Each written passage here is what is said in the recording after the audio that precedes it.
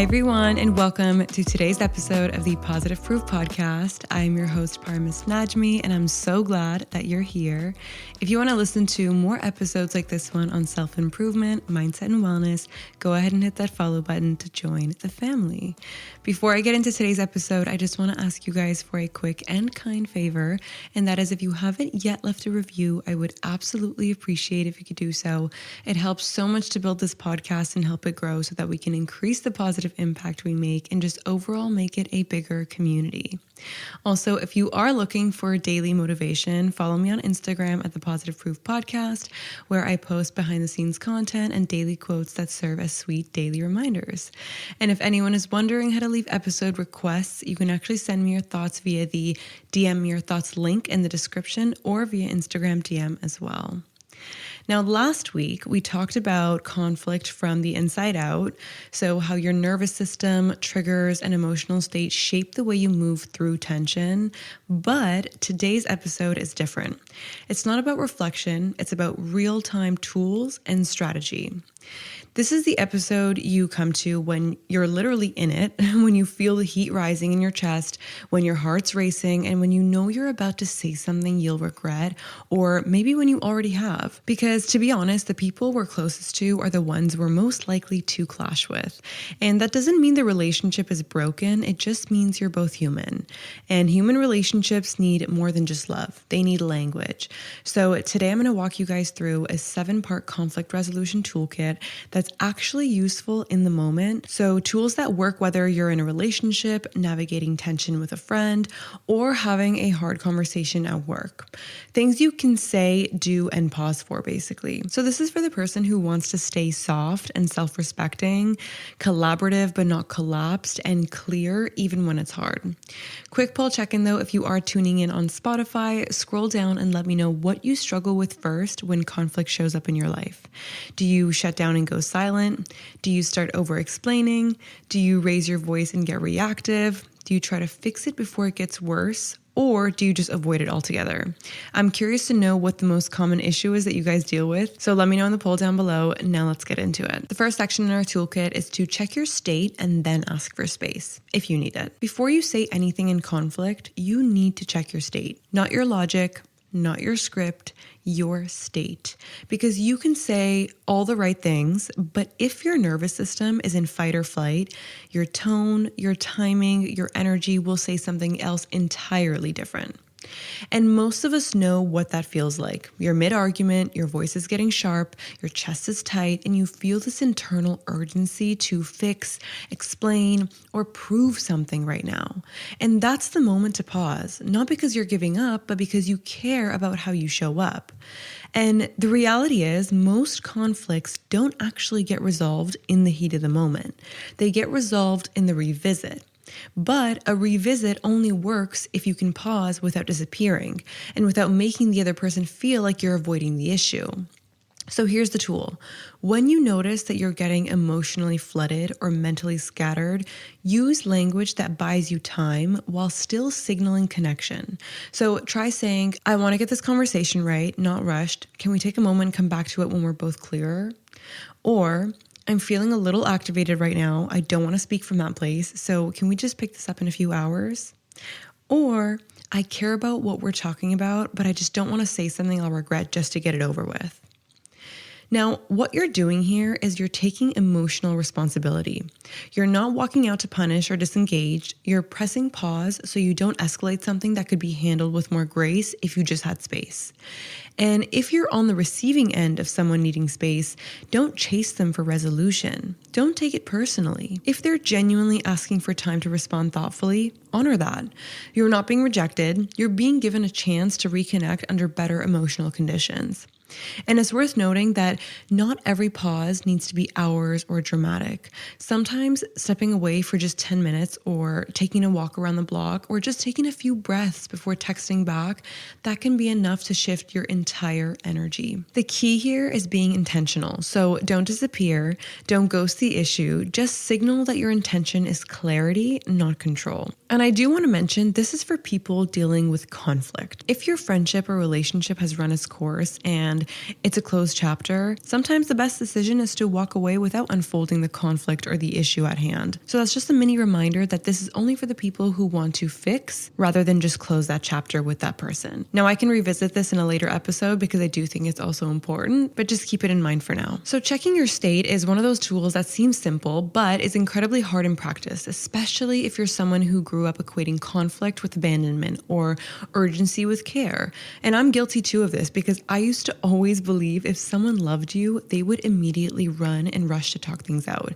But I promise the more you practice asking for space with love, the more you'll trust yourself to return with clarity, and the better your conversation will get because of it. Moving on to section number 2, we're going to talk about speaking with precision.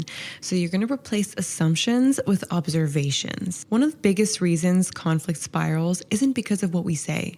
It's because of what we assume. We assume their silence means they don't care.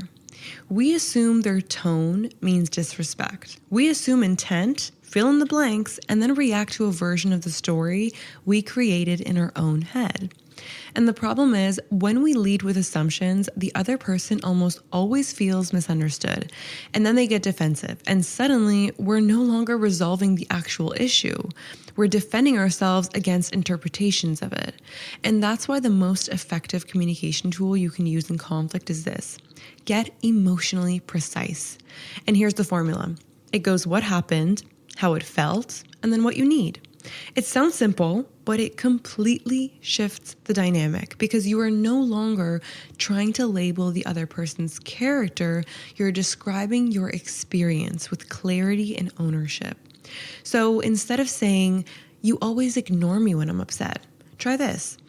"When I came to you earlier and you were on your phone, I felt dismissed. What I really needed in that moment was a bit of eye contact or even just a quick, 'I hear you.'" You're not attacking and you're not mind reading.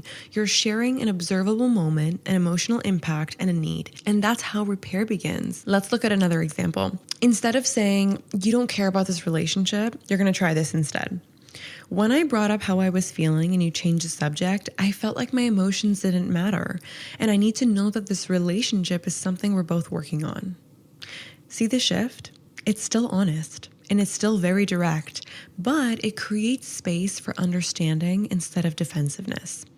And this kind of language is especially important if you tend to go quiet in conflict or soften your words too much. Speaking with precision isn't about being cold or robotic. It's about being clear enough that someone can actually meet you because you're giving them the truth, not making them guess. And let's be honest, when we get vague, it's often because we want to be understood without the discomfort of actually saying what's real. But emotional maturity asks us to name things clearly, even when it feels a little bit awkward. So next time you feel the urge to generalize, exaggerate, or sugarcoat, pause and ask yourself, what actually happened? What did I actually feel in the moment? And what would I like to ask for instead? That's the shift from fighting to be right to fighting for clarity. And clarity is what makes resolution even possible. Another way to keep things grounded instead of reactive is to reflect what the other person said before sharing your own experience. This is called mirroring, and it's one of the simplest ways to calm a conversation without suppressing what you feel. It sounds like this.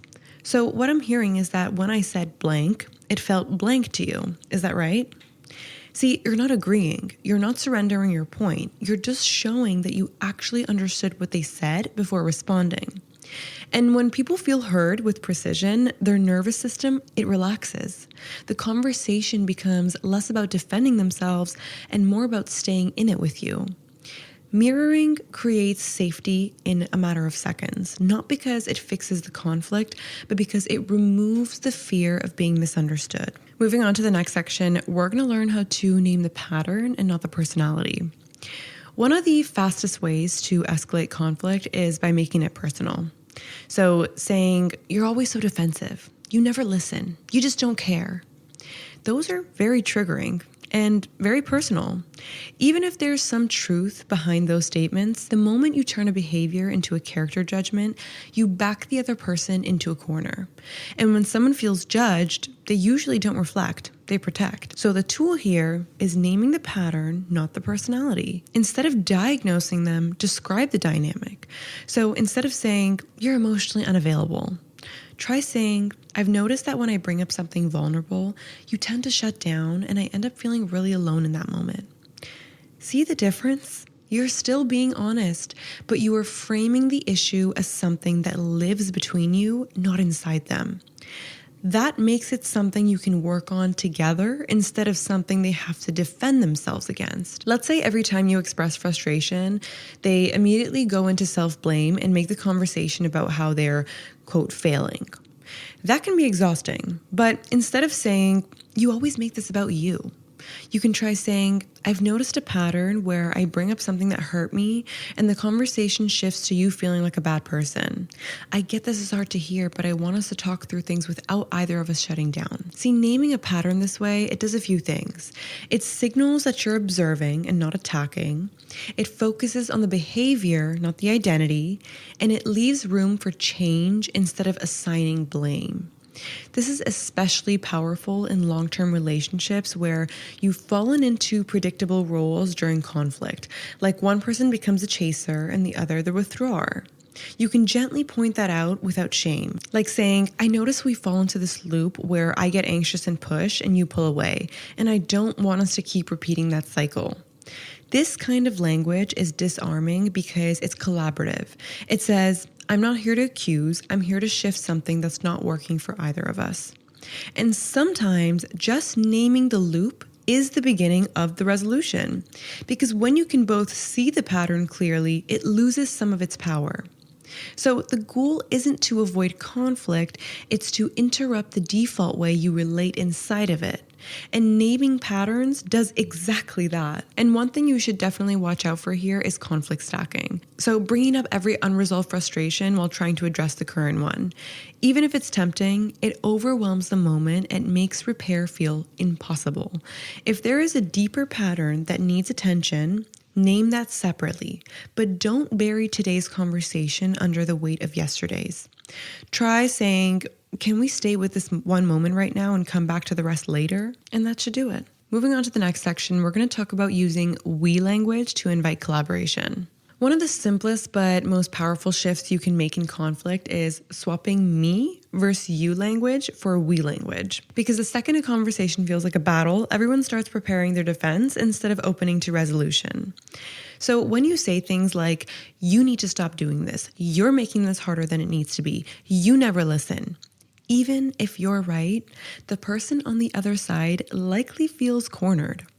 But when you shift your language just slightly, framing the issue as something you both want to solve, you can create a totally different tone. It becomes a shared problem, not a personal attack. And shared problems can be worked through, but personal attacks usually can't. So let's say you're in a recurring argument about communication. Instead of saying, "You never tell me how you feel," try saying, "I want us to get better at talking about things earlier before they build up and explode. What would help us do that?" Or if the conflict is about different needs around space or closeness, instead of saying, "You're too distant," try saying, "I want us to feel more connected. Can we talk about what closeness looks like for each of us?" This kind of language signals that you're not trying to win. You're trying to restore connection. You're not just venting. You're actively inviting the other person into a solution. And this isn't about sugarcoating or being overly soft. You can still express hurt.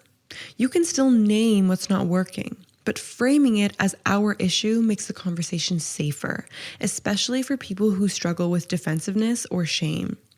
So a good rule of thumb is if your intention is to build something together, not just be heard, use we as often as possible. Even simple phrases like, "I want us to find a better rhythm."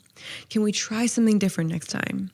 "How can we approach this in a way that feels good for the both of us?" These simple phrases can completely shift the energy of a hard conversation. And let's be real, not everyone will rise to that invitation. Some people are too deep in their own wounds to meet you in we. But using this language still gives you clarity. You'll know you approach the conflict with collaboration and not control. And you've done your part at that point, because that's the whole point of this toolkit. Not to get every conversation perfect, but to make sure you are showing up with emotional clarity and integrity. To speak from alignment and not accusation. And in conflict, we is where resolution begins. Moving on to the next section, we're going to talk about repair in real time without over-explaining. Here's the truth about conflict most people don't talk about. You will mess up sometimes. Even with the best tools, the most grounded intentions, and all of the self-awareness in the world, you are still human. You're going to raise your voice, you're going to say something too sharp, you're going to interrupt, assume, or still get reactive, and that doesn't mean the moment is ruined. It just means it's time to repair. And the most powerful repairs don't come hours or days later. They happen in the moment. Small, real-time pivots that let the other person know, I care enough to catch myself right here, right now. Most of us were never taught how to do this. We were taught how to argue, how to justify, how to apologize after the damage. But real-time repair is different. It's not about groveling. It's about interrupting the rupture before it becomes a full-blown disconnect. So let's say you catch yourself getting snappy, or your tone shifts and suddenly you realize that didn't land how I meant it. You don't need to backpedal with a 3-paragraph monologue. You can just say, wait, that came out wrong, let me try again. Or, I don't like how I said that, what I meant was this. Or, that sounded harsher than I wanted and I'm not trying to shut you down, I just got triggered, I'm sorry. These are simple phrases, but they change everything. Because instead of powering through with ego, you're taking a breath and recalibrating. You are letting the other person feel safe mid-conflict and not just afterward. It's kind of a way of saying, I care more about this connection than being right in this moment. That's emotional maturity, and it's not weakness. But here's where a lot of people, especially women, go too far. They start over-explaining in an attempt to soften or fix the moment. They over-apologize, over-contextualize, and start spiraling into, I didn't mean to, I should have, I'm sorry if, until the repair turns into a self-abandonment loop. Don't do that. Real repair doesn't require you to overcompensate. It just requires you to own your impact and redirect. So instead of saying, I'm sorry, I'm the worst, I didn't mean to, I just had a long day and I'm so sensitive, and try saying, that wasn't the way I wanted to show up. Let me try that again. Short, clear, and grounded. And the truth is, repair is less about words and more about energy. If your tone softens and if your body language relaxes, if you show you are tuned again, the other person can feel it. And often that's what matters more than the exact phrasing. Another underrated move is asking for a redo, literally saying, can I rewind that and try again? Or that version wasn't aligned with how I actually feel. Let me give you the real one. You're not being fake here. You're just being accountable. And sometimes you'll need to repair not because you misstepped, but because the conversation just started to spiral. And in that case, you can still pause and say, okay, this is getting messy and I care about us. I'd rather reset and come back to it than keep pushing through like this. That alone can diffuse so much tension. Because real-time repair isn't about perfection, it's about humility. It's the decision to course correct before the conversation gets too far from your values. And when you build the muscle of repairing in the moment, you start to trust yourself more. You stop spiraling afterward wondering, did I go too far? Because you know you caught it, named it, and tried again. And that's the kind of self-trust that transforms the way you handle conflict, not just with others, but with yourself too. Moving on to the next section, we're going to talk about responding when someone shuts down or escalates. Let's be honest, sometimes you're the one who's grounded and the other person isn't. They shut down or they explode, and suddenly you're left holding the tension of a conversation that just can't move forward. It is easy to internalize that. You might start walking on eggshells. You might take responsibility for keeping the peace or getting the energy back to normal, even when it's not yours to fix. But here's the truth. Just because someone is dysregulated doesn't mean you have to abandon your center. This is where real communication gets tested, not when things are smooth, but when the other person is no longer emotionally available. So let's talk about a shutdown first. When someone shuts down during conflict, it's rarely because they don't care. More often, they're just overwhelmed. Their nervous system is flooded and silence becomes a shield. But silence doesn't always mean calm. Sometimes it's collapse. And your job in that moment isn't to chase, force, or interpret. It's to hold clarity. So here's a simple phrase to use. I'm sensing that you're feeling a bit overwhelmed. I don't want to push. Would space help right now, or do you want to talk it through? What that does is offer them a gentle out without abandoning the conversation. You're not making them wrong. You're just giving them agency. Or if they're totally shut down, but they're pulling back or disengaging, try this. I want us to work through this, but I can feel us slipping into silence. Can we name what's happening so we can move through it instead of around it? See, you're inviting awareness without judgment, and that alone can bring something back online. Now let's talk about escalation. When someone raises their voice, interrupts, or starts projecting, it's easy to get pulled into reactive spiral. But escalation is often just fear wearing armor. It sounds angry, but underneath, it's usually about protection. Here's where your tone matters more than your words. Stay calm, stay rooted, and don't match their volume. Try saying something like, I want to keep talking, but I want to make sure you're okay so that we can talk about this very level-headed. Can we take a breath and slow this down? Or you can say, I'm not trying to fight you. I'm trying to understand you, but I need us both to stay present for that to happen. See, what you're doing here is you're not shaming them. You are setting a boundary with care. And if the escalation continues, it's okay to pause the conversation altogether, not as a punishment, but as a protection for the relationship. So you can say, I care about where this is going, but I think we just need to distract ourselves for a moment so we can pick this back up when we're clearer. This doesn't make you the bigger person. It just makes you someone who knows how to manage energy, not just emotions.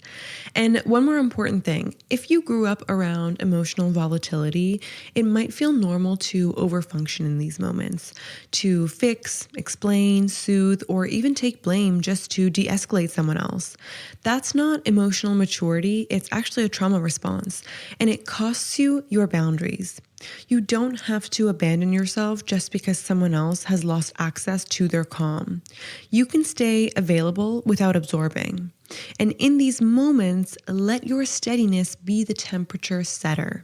You don't need to regulate for them, but your groundedness can make it safer for them to come back into the conversation when they're ready.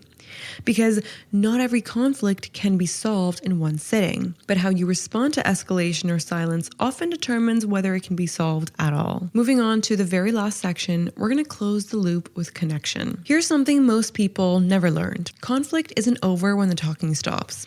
It's over when the nervous system feels safe again. A lot of relationships fall into this exact trap. Having a difficult conversation, surviving it, and then just going silent. Moving on without checking in, pretending everything's fine because the fight is technically over. But underneath, something still feels off. You're more distant, a little colder, and the connection hasn't fully recovered. That's because the loop never closed. Closing the loop means emotionally landing the moment together. It means ending with clarity, not just quiet. It's not about rehearsing the argument. It's about restoring safety and letting each other know we made it through that and we're okay.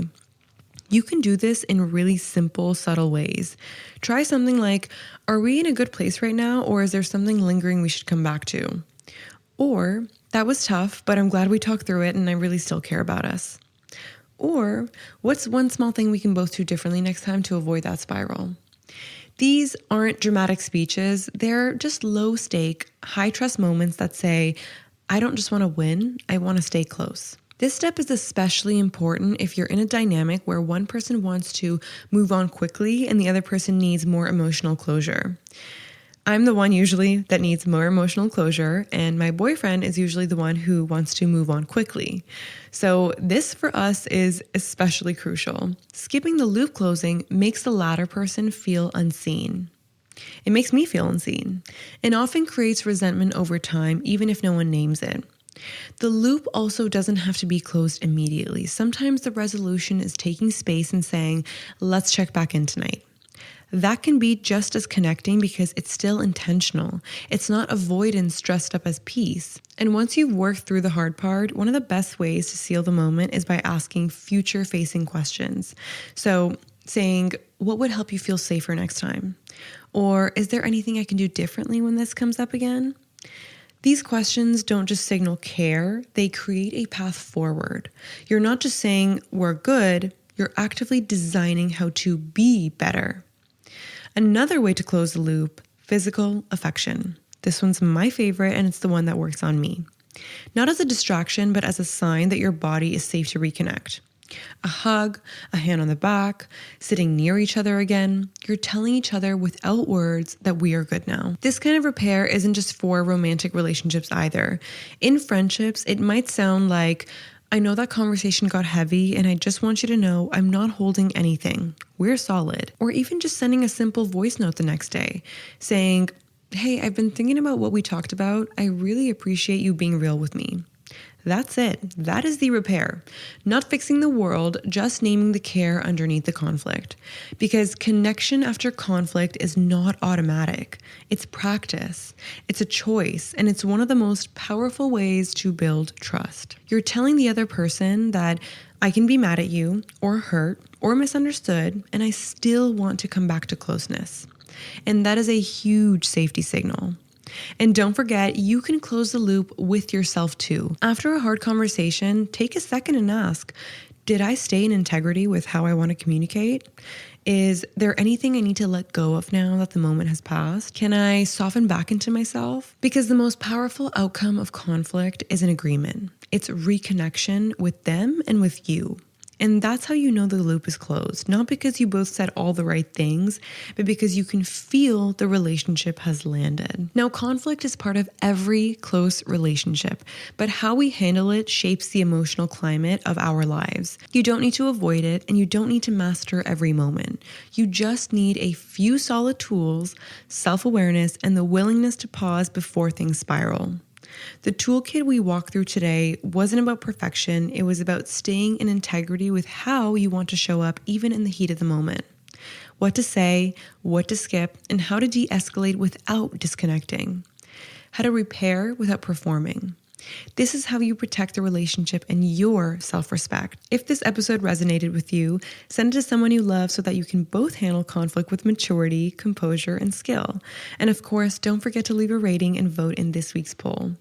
If you made it this far, I appreciate you so much, and I can't wait to chat with you again in next week's episode. Lots of love, Parmis.